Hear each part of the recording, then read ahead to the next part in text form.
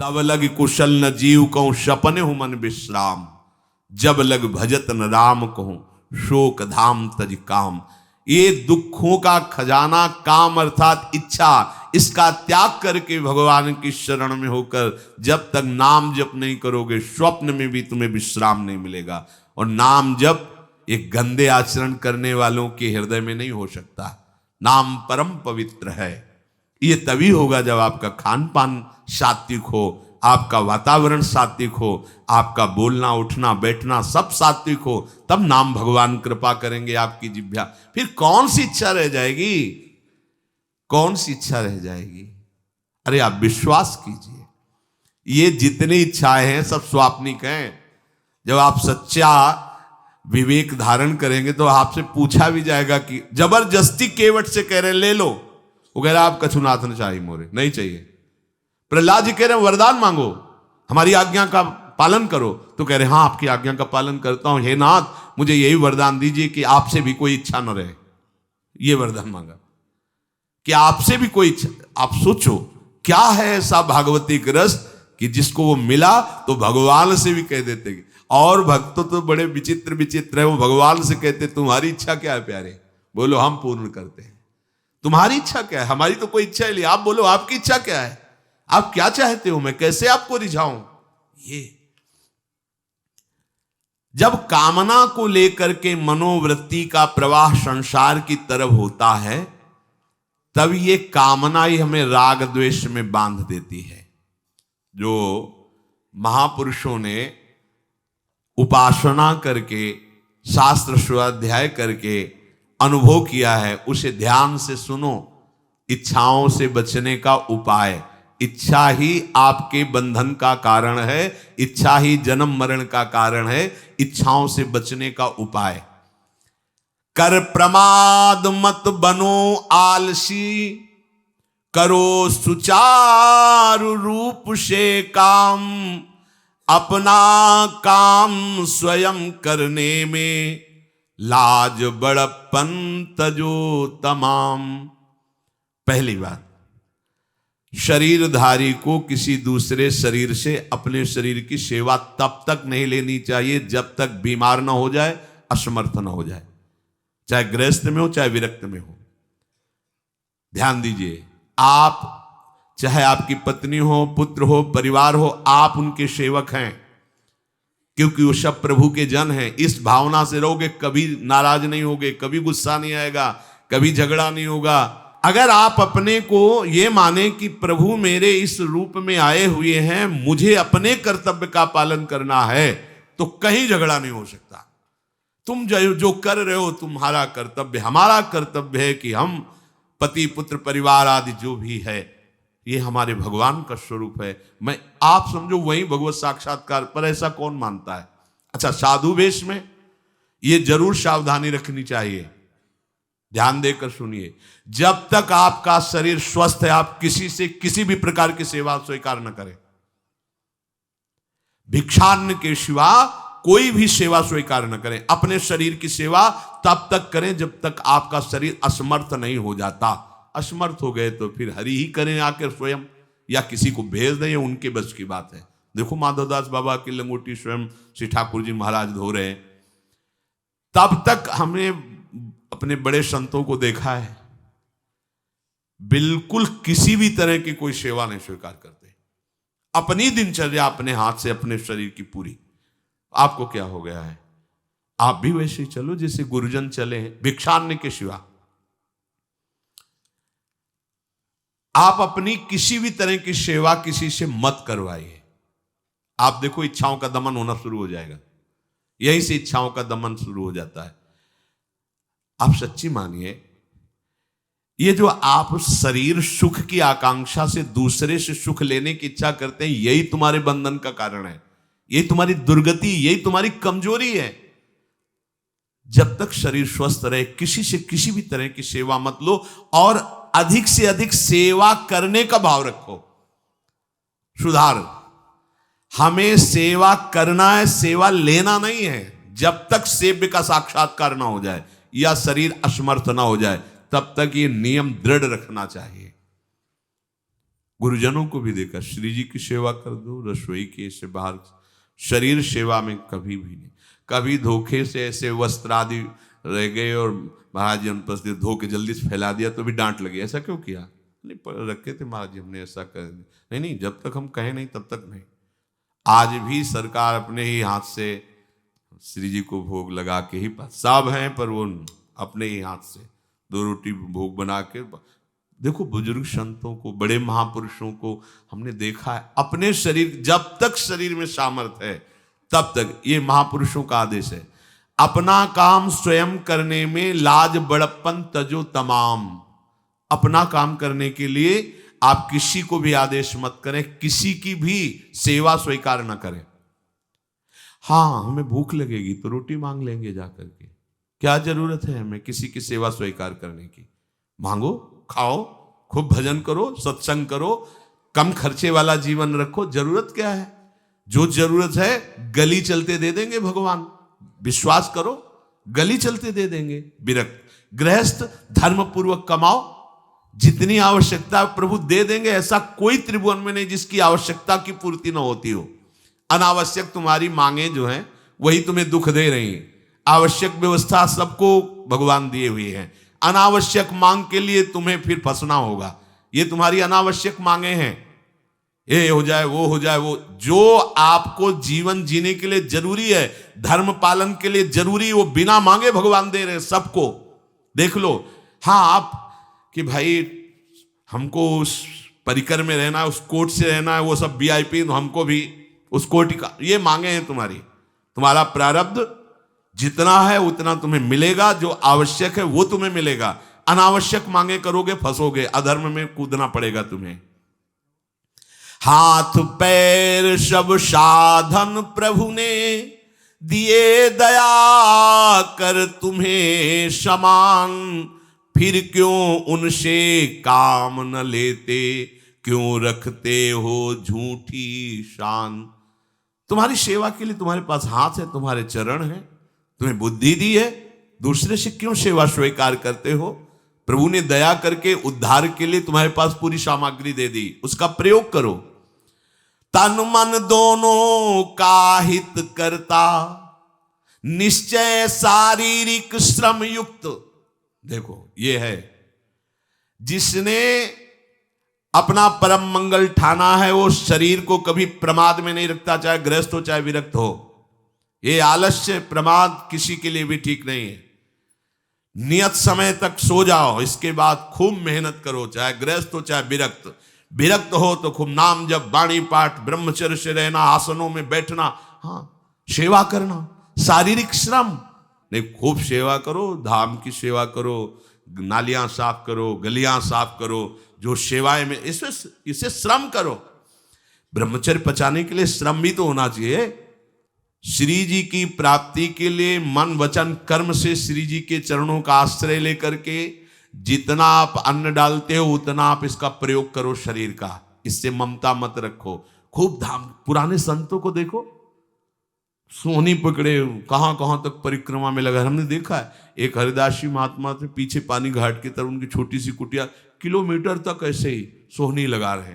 वृद्ध वृद्ध महात्मा सेवा करें। अपने लोग जवान महात्मा होकर, शरीर स्वस्थ होकर, बेइज्जती सम, अगर सोहनी पकड़ के खड़े हो जाओगे गली में तो आपको लगेगा अपनी बेइज्जती हो रही है। वाह, कितनी बड़ी इज्जत है हमारी। स्वामिनी के महल की वीथियों में सोहनी लगाने में तुम्हें बेइज्जती लग रही, और आचार्य चरण याचना कर रहे हैं। यत्किंकरीषु बहुशा खलुका कुवाणी नित्यम परस्य पुरुषस्य शिखंड मौले तस्या कदापि रसनिधेर वृषभानुजायास तत्केलि कुंज भवनांगण मार्जनीश्याम। लाडली, जो ऐसी कृपा करो कि आपके वृंदावन धाम में कहीं सोहनी लगाने वाली, पोछा लगाने वाली मैं बन जाऊं। मांग रहे हैं। एक से कहा, भैया चाहे जितना बुरा प्रारब्ध हो, यहां जो भगत आते हैं उनके जूते साफ कर दिया करो, प्रारब्ध खत्म हो जाएगा। भाई आप समझो, ये वो दवा है जो बेजोड़ है, इसे कोई काट नहीं सकता। अच्छा, अगर ऐसे न समझो तो हम आपको समझा रहे हैं। गुरुद्वारे में चले जाओ, चाहे जितना बड़ा अधिकारी हो, सबसे पहली जोरी सेवा यही होती है, पादुका की सेवा करो। समझे में नहीं आ रहा तुम्हें? अरे जिसे हम हंसते हंसते कह रहे हैं वही तुम्हारे बंधन काटने का कारण बन जाए, यदि मान लो बात। पर वो हम जूता साफ करेंगे नहीं, मन से हम कितने गंदे हैं ये हम नहीं देख पा रहे हैं। वो तो बाहर वृंदावन की रज उनमें पादुका में लगी, छोटी मोटी बात नहीं है। पादुका जो रखी है ये बंदनीय है, आप इनको ऐसे साधारण जूते मत समझ लो, ये रज में चलते। एक दिन एक ब्रजवासिनी माई रोटी रखे, उसके ऊपर पादुका रखे, एक हाथ में लाला लिए और एक हाथ में जल का ऐसे लिए जा रहे, उनका अभ्यास ऐसा। अब पादुका पहन के चलने में परेशानी होती थी, तो कोई एक संत थे और बाहर से आए हुए थे, वो हंस दिए कैसे बावरी रोटी के ऊपर जूता लगा। ऐसे मतलब कितने साल हो गए ब्रजवास करते हुए, वह कई वर्ष हो गए।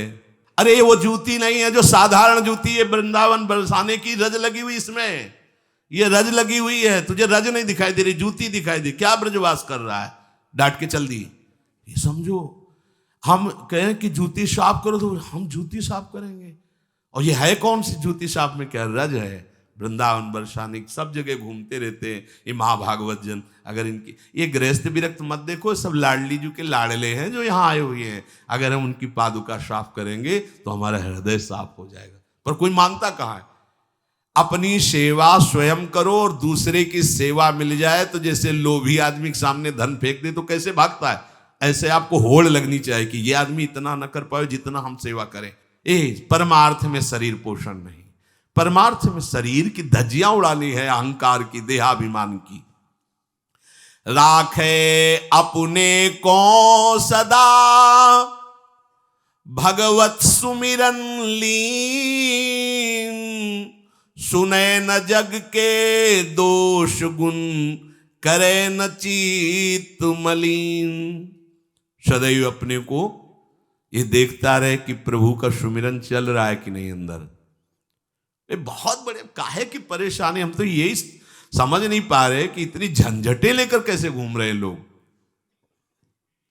अगर हृदय में राधा राधा चल रहा है, आप व्यापार कर रहे हो, नौकरी कर रहे हो, गृहस्थ हो, विरक्त हो, जो भी, अब आपको चिंता क्या होनी चाहिए। देखो ना, थोड़े दिन ऐसे चल के देखो, हर कार्य बहुत अच्छा होता है जब भगवत सुमिरन पूर्वक आप एकाग्रता पूर्वक कार्य करेंगे, हर कार्य में आपको आनंद आएगा।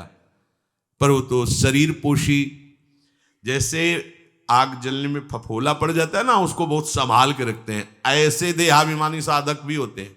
कोई कोई इतना शरीर को सजा के, इतना संभाल के कि लगता है यही भगवत प्राप्ति है इनकी, कि इनके शरीर बिल्कुल ऐसे नहीं। संतों ने देखो ना कैसे अपने शरीर के राग का त्याग किया है, गुरुजनों की आज्ञा में तत्पर होकर धज्जियां उड़ा दी देहाभिमान की, तब उनको परम पद प्राप्त हुआ है।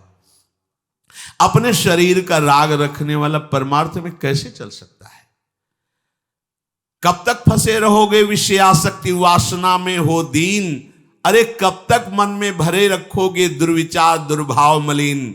जिन भोगों के लिए हो रहे तुम लालायित सुखमय जान, यही घोर दुख उपजाएंगे, बढ़ जाएगा अज्ञान। इसलिए छोड़ो सब आशा ममता आसक्ति कामना मद अभिमान, एकमात्र शरणागत होकर भजो निरंतर राधे श्याम। प्रभु की आसक्ति हृदय में धारण करो, यही समझ में नहीं आता। चले हो राग त्यागने के लिए, पोषण कर रहे हो शरीर राग का, कैसे बात बने। चलो कोई विषय संसारी है तो लगता है अभी बेचारा है। हाँ, आप लोग बेचारों की लाइन में थोड़ी हो, आप लोग बेचारों की लाइन में नहीं हो। आप जितने भी, चाहे गृहस्थ हो चाहे विरक्त हो, धाम आ गए हो, दीक्षा ले ली है, शास्त्र स्वाध्याय करते हो, सत्संग, आप बेचारे हो, आप भगवत पार्षद हो। पर आप अपने स्वरूप को समझो, ये अंदर की बातें सुधारो। आगे कह रहे हैं कि सुने न जग के दोष गुण, करे न चित्त मलिन। अपने भगवत चिंतन में मगन रहो। कोई तुम्हें यदि किसी की निंदा आदि सुनाने लगे तो उसे मत सुनो। पूछे कछु कछुए कहे, को आए के पास, सुन ले कछु बोले नहीं, सब ते रहे उदास। पर निंदा पर दोष के कथन सुनन में लोग, जो आनंद अनुभव करें तो लहे नरक के भोग। तुम्हारे पास आकर कोई तुम्हें दूसरे की निंदा सुना रहा है, और अगर तुम्हें हर्ष हो रहा है, कैसी बात, कोई नामदाता सदगुरु की निंदा करे तुम सुन लिए, कैसे तुम्हारे इस पाप का प्रायश्चित होगा। सुनने और कहने वाले दोनों को एक ही दंड मिलता है बराबर। तुम अपने गुरुदेव की निंदा सुन ली, तुम अपने आराध्य देव की अवहेलना की बात सुन ली। उपासना नहीं है, कहीं देहाभिमान है कि हम तो गुरु श्रेष्ठ है ना, गुरु जी की निंदा होती हमारी वंदना हो रही। परिणाम में लड्डू मिलेगा, खा लेना, परिणाम पक्का।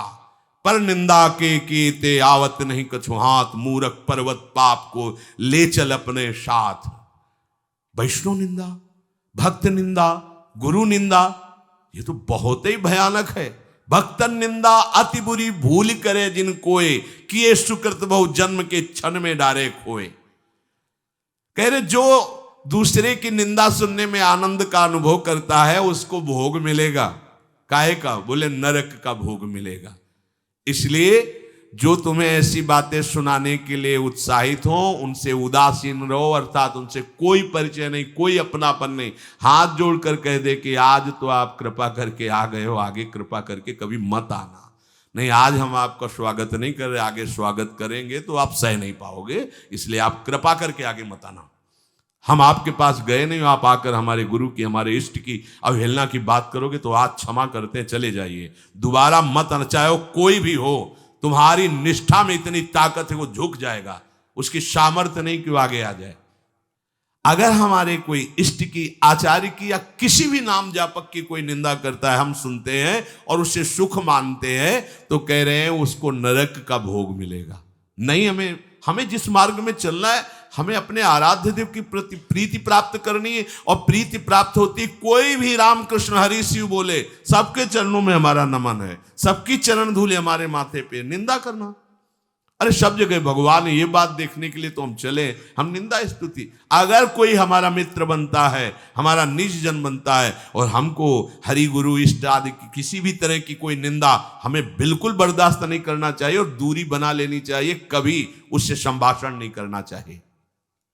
कहे न अपनी बात कछु, सुने न पर की बात, एक निष्ठ प्रभु में रहे, बस्यो सदा दिन रात।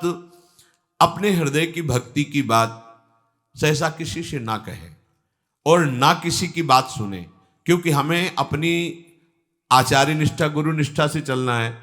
आप अपनी निष्ठा से चल रहे हो, हमारे काम की है नहीं, क्योंकि अब हम बदलने वाले हैं नहीं, तो तुम्हारी निष्ठा से हम में कोई परिवर्तन होने वाला नहीं। और हम अपनी निष्ठा के बाद तुमसे इसलिए नहीं कहेंगे कि वो तो इष्ट मिले और मन मिले, मिले भजन रस रीति, तब वो बात कहनी चाहिए, ऐसा किसी से नहीं। तो क्या करे, एक निष्ठ होकर अपने आराध्य देव में दिन रात लगा रहे। ये बहुत जगह जाना, बहुत लोगों से व्यवहार करना, ये सब भजन में बाधक बात है। समिट जाओ, अपने लाडली लाल को दुलार करो, नाम जप करो, धाम वास करो, बहुत जो है, हाँ, दर्शन कर आओ। नहीं, एकांत वास करो, प्रभु खुद आके दर्शन दे देंगे, मान लो विश्वास। अगर आपका भजन ठीक चल रहा है, सही मार्ग चल रहे हो, तो दर्शन वाली बात ही हट जाएगी, क्योंकि फिर वो समा जाते हैं, हृदय में समा जाते हैं, नेत्रों में समा जाते हैं, मन में समा जाते हैं। आनंद की उमगन में कभी गए, आंख लड़ा ली प्रभु से, नहीं तो आंखों में ही बसे रहते। पी मूर्ति नयनन बसे, तेहि रस रहाय समाए। राग रोष दुख दोष में जग सो रहे सचेत, काहू सो न करे कबो वैर भाव अरुहेत। कोई इच्छा न रखो तो तुम्हें कभी क्रोध नहीं आएगा। इच्छा राग ही द्वेष को उत्पन्न करती है। इन दोनों से सचेत रहो, ना किसी से तुम्हारा द्वेष होने पावे न राग। कभी किसी से किसी भी तरह अगर झगड़े का, लड़ाई का अवसर आता है तो हाथ जोड़कर निकल जाओ, झगड़ा मत करो। उससे ये होगा कि आपकी वृत्ति बच जाएगी, नहीं तो वृत्ति द्वेष पूर्वक बार बार उसका चिंतन करेगी जब भजन में बैठोगे, और उसके प्रति अशांति, जलन पैदा हो जाएगी। सब सो न्यारो होई रहे, पर खारो हु नहीं होए, सबकी सब कुछ सहे नीति, वो प्रभु को प्यारो होए। समझो बात, सबसे अलग रहो, किसी से अपना मन मत मिलाओ, केवल मन नाम से मिलाओ, प्रभु से मिलाओ, गुरुवाणी से मिलाओ, पर किसी का अपमान मत करो, किसी के लिए ऐसा कड़ुआ वचन मत बोलो कि उसके हृदय मंदिर में बैठे भगवान हैं, उसका हृदय दुखी हो जाए। सबकी सब कुछ सह लेता है जो कोई, वही प्रभु का प्यारा होता है। करे न जग चर्चा कबों, रहे सदा चुपचाप, रही इंकित निज भजय प्रभुता को सेवै आप। जो जगत की कभी भी चर्चा नहीं करता, मौन धारण करके केवल प्रभु के चिंतन में मगन रहता है, उसका भार प्रभु ले लेते हैं, उसकी सेवा आप स्वयं करते हैं। प्रभु किसी न किसी रूप में आके उनका भरण पोषण करते हैं। पै प्रभु के रस प्रेम की निर्मल गोपन बात, कहे न काहू सो कबों, सहे सकल आघात। भजन में जो तुम्हें आनंद आ रहा है, जो तुम्हें स्वप्न में कोई अनुभूतियां हो रही या प्रगट में कोई अनुभूति हो रही, कभी भी किसी से भी वो बात ना कहे, क्योंकि ऐसा कहने से तुम्हारे भजन में विघ्न पड़ जाएगा। सारी की सारी बातें पचा लो। जैसे तुम गुप्त रूप से गलतियां करते हो, कभी नहीं बोलते हो, लेकिन कोई भी भागवती की अनुभूति छोटी सी भी होगी तो सभा में बोलने का मन होगा, क्योंकि उससे हमारी प्रशंसा होगी, अहंकार का पोषण होगा। बिल्कुल नहीं। भजन संबंधी कोई भी आनंद की बात, कोई भी भगवदानंद अनुभूति कभी किसी से न कहे, एकदम छुपा जाए। अगर कोई ऐसा कि हमने तो ऐसे लक्षण आप में देखे, हाँ नहीं ये तो ऐसे ही तुम्हें यहाँ हंसुआ, हमारे अंदर ऐसा कुछ नहीं। कोई भी भागवतिक वृत्ति कहीं अपने में आरोपित करके प्रदर्शन का कार्य न कर दे। सही न सके पिय की तनिक निंदा, जो कहूं होए सहज त्याग सर्वस्व करी, डारे निज को खोए। यदि अपने आराध्य देव की कोई निंदा कर रहा हो तो वहां सहन न करे। सही न सके पिय की तनिक निंदा, जो कहूं होए। संत शंभु श्री पद अपवादा, कही सुनी तास मर्यादा, काटी जीव तासु जो बसाई, श्रवण मुनि न चले पर आई। यदि हमारे कोई आराध्य देव गुरुदेव की निंदा कर रहा है, ताकत हो तो उसकी जबान बंद कर दे, नहीं तो कान में अंगुली डाले उठ के चल दे, दोबारा उसका कभी चेहरा न देखे। भरत जी ने माता कैकेयी से कहा कि आपने हमें निमित्त बनाकर 14 वर्ष का वनवास भगवान श्री राम को दिया, इसलिए आज के बाद में कभी तुम्हें मां नहीं कहूंगा, पापिनी कभी तेरा मुख नहीं देखूंगा। भरत जैसे भगवान के अवतार परम पवित्र माता कैकेयी के लिए ऐसे कटु वचन बोले, आज के बाद कभी मां नहीं कहूंगा, है पापिनी तेरा कभी मुख नहीं देखूंगा। ये जो हमारे इष्ट की निंदा कर दे, हमारे गुरुदेव की निंदा कर दे, हम उसे आदर देंगे, हम उसको बात सुनने के लिए बैठा लेंगे। हाँ और बाओ, हमें और गंदा करो। सहज त्याग सर्वस्व करी, डारे निज को खोए। अपने अपनत्व को अपने आराध्य देव में सहज समर्पित कर दे। या जग में जाके हृदय ऐसो प्रेम समाए, हरिता को अति चाव सो रखें सदा अपनाए। इस जग में जिसके हृदय में ऐसी निष्ठा होती है तो हरि उसे अपना मान करके फिर स्वयं उसका भार लेकर इस संसार में रखते हैं, अर्थात उससे वही कराते हैं जिससे जग मंगल होता है। निर्मल या प्रभु प्रेम की महिमा कही न जाए, अति प्रेमी जो श्याम को हरि ही नित्य बसाए। दुख में संतत सुख लहे, सो आवे यही बाट, नाहित क्यों रचना करे, कपट नरक को ठाठ। जो निर्मल भगवत प्रेम है उसको कहा नहीं जा सकता, वो अनिर्वचनीय है। ऐसे निर्मल प्रेमी महात्मा के हृदय में श्याम सुंदर निरंतर वास करते हैं। इस निर्मल प्रेम को जिसे प्राप्त करना हो तो कमर कस ले, दुख का मार्ग है, इसमें दुख में चल करके महासुख में पहुंचा जाता है। कह रहे दुख में संतत सुख लहे, सो आवे यही बाट। भारी से भारी विपत्ति, अपमान, तिरस्कार में भी जो सुख का अनुभव करते हुए भगवत भजन करते रहते हैं, वो जाते हैं उस महासुख परमानंद में। नहीं तो कह रहे ना ही तक क्यों रचना करे, कपट नरक को ठाठ। फिर ये बातें बनाने से नरक ही मिलेगा, भगवत प्राप्ति नहीं होगी। इसलिए इच्छा और द्वेष का त्याग करके अपने आराध्य देव के निरंतर चिंतन में मगन रहो। भजन का फल है अपना अस्तित्व मिटा देना, कोई भी इच्छा न रह जाना, तो श्री भगवान स्वयं उसके हृदय में बैठ करके सब योगक्षेम का वाहन करते हैं। जैसे अहंकार से हम सोचते हैं ये हम नहीं करेंगे तो कैसे हो जाएगा, तो पूरी सृष्टि तुम्हारे करने से हो गई है क्या? जिन्होंने एक संकल्प में अनंत ब्रह्मांडों का सृजन, पालन और लय करते हैं, करते रहेंगे, उन प्रभु को पहचानने के लिए मनुष्य जन्म हुआ है। यही परम कर्तव्य है, हम भजन करके उनमें लीन हो जाएं, उनको जान जाएं, तो ये महान दुख से हमारा छुटकारा हो जाए। शेष चर्चा की श्री राधा वल्लभ लाल।